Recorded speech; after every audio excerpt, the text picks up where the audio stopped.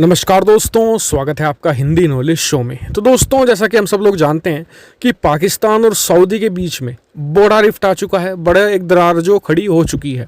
यहाँ तक कि अब सऊदी के जो शासक हैं वो बात नहीं करना चाहते पाकिस्तान के किसी भी नेता से और किसी भी सैन्य अधिकारी से। और ये सब हो रहा है भारत की वजह से, क्योंकि सऊदी चाहता है कि वो भारत के साथ क्लोज कोऑपरेशन बनाए हर क्षेत्र में, हर सेक्टर में। ऐसे में एक सवाल उठता है कि सऊदी और पाकिस्तान के बीच बहुत सारे लिंक्स हैं जो अब उम्मीद है कि टूट जाएंगे, क्योंकि अब सऊदी के इतने ज़्यादा मतलब कि बुरे रवैये के बाद पाकिस्तान के जो ऑफिशियल्स हैं उन्होंने कहना शुरू कर दिया है कि अब हम भी सऊदी को छोड़ देंगे, क्योंकि हमारा जो फ्यूचर है वो इंटैक्ट हो चुका है विद चाइना। तो ऐसे में जो एक बहुत बड़ा लिंक है इन दोनों देशों के बीच वो है एक सैन्य सहयोग का। कैसा?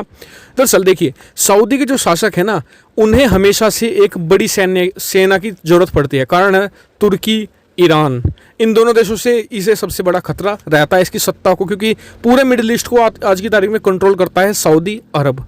तो ऐसे में ये एक सेना तो चाहते हैं, लेकिन इनकी दूसरी प्रॉब्लम ये है कि इन्हें सेना से डर भी लगता है कि कहीं एक ताकतवर सेना आकर कल को इस जो शाही परिवार का तख्ता पलट न कर दे, जैसा कि इस क्षेत्र में यानी कि सऊदी अरब के आसपास के देशों में हमेशा से होता आया है। तो सऊदी करता क्या है कि मेनली वो पाकिस्तान से सेना लेता है और पाकिस्तान की सेना से प्रोटेक्शन लेता है अपने मतलब कि किंगडम को, अपने सऊदी अरब को बचाने के लिए। तो यहाँ पर अब सवाल उठता है कि ये जब टूट जाएगा तो यहाँ पर इसका गैप कौन फिल करेगा? तो इसका सबसे अच्छा एग्जांपल होगा भारत, क्योंकि देखिए पाकिस्तानी मीडिया में भी ये बात पहले आ चुकी है और भारतीय विशेषज्ञ भी ये बात कह चुके हैं कि अगर भारत को सऊदी अरब के जरिए पूरे मिडिल ईस्ट पर एक तरीके से राज करना है तो सबसे पहले सऊदी को अपनी पकड़ में पूरा करना होगा। और उसके लिए भारत को जो इस लिंक को बिटवीन सऊदी अरबिया और दूसरी तरफ पाकिस्तान के बीच जो सैन्य जो समझौता है, इन्हें हटाकर अपनी सेना को वहाँ पर भेजना जरूर चाहिए। और मतलब कि पाकिस्तानी मीडिया में भी ये बात आती रही है कि भारत ने मतलब कि सूत्रों के हवाले से कि भारत ने ऑफर दिया है सऊदी अरब को अपनी सेना भेजने के लिए कि हमारी सेना आप तैनात कर लीजिए।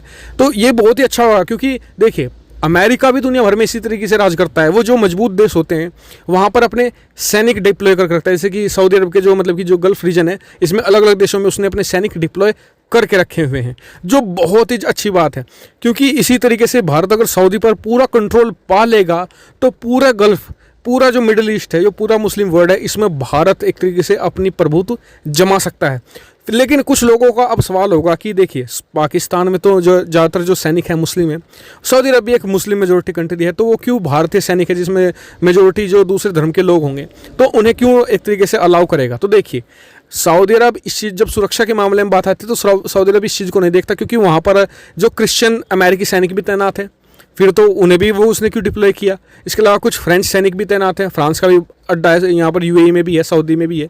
तो धर्म की कोई बात नहीं आने वाली। जब सुरक्षा की बात आएगी, कल को अगर ईरान कुछ अटैक करता है, कुछ मतलब इस तरीके से हौती विद्रोही लगातार रॉकेट दागते हैं, तो वो जाते हैं तुरंत सऊदी अरब की, अमेरिका से कि हमारी सुरक्षा कीजिए।